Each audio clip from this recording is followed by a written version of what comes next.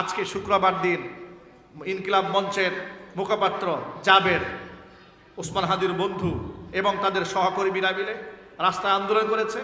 Police প্রশাসনদেরকে পিটিয়ে এদেরকে রক্ত করেছে, ছত্রভঙ্গ করে দিয়েছে।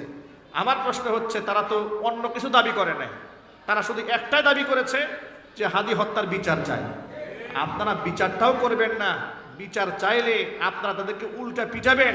এর দ্বারা তো প্রমাণ হয় এই হত্যাকাণ্ডের সাথে আপনাদের জড়িত থাকার গ্রাণ পাওয়া যায়। কথা ঠিক না বেড়ে জুড়ে বলেন। তারা তো চেয়েছে জাতিসংঘের মাধ্যমে একটা নিরপেক্ষ তদন্ত।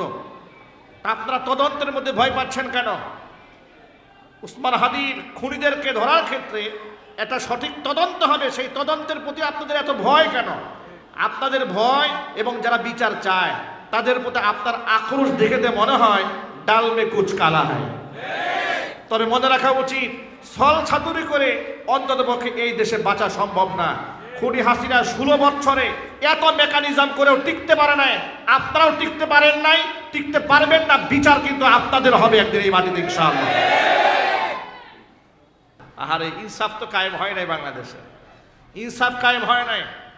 জুলাই আগস্ট বিপ্লবে যাদের রক্তের বিনিময়ে ইন্টিরিম গভর্নমেন্ট সরকার ক্ষমতায় বসলো, সেই ছেলেরাই ওই সময়কার একেবারে প্রথম সারির যিনি আন্দোলন করেছেন শহীদ উসমান হাদি, সেই উসমান হাদিকে প্রকাশ্য দিবালোকে খুন করা হলো। তার বিচার তো এই সরকার না করাতে প্রথম শহীদদের রক্তের সাথে তারা গাদ্দারি করল। এখানে তো গাদ্দারি শেষ করে নাই, তারপর কি করেছে? এই বাচ্চাগুলো দিনের পর দিন আন্দোলন করছে।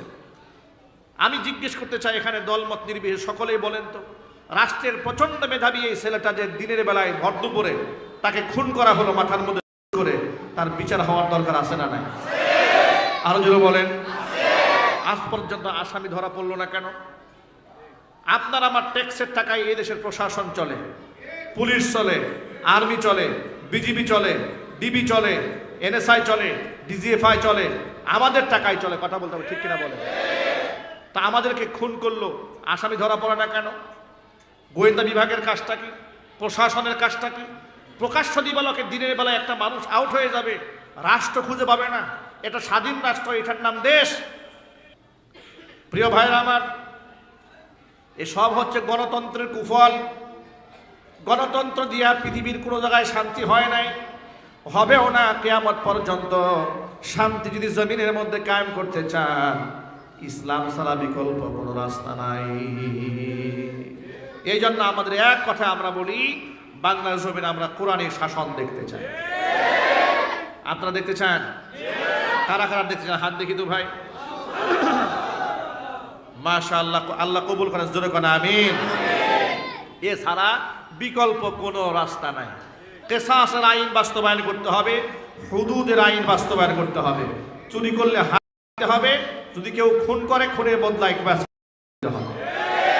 ব্যভিচার করলে দূররা মারা হবে, বিবাহিত হলে একে কমর পর্যন্ত দাবায় হত্যা করা হবে।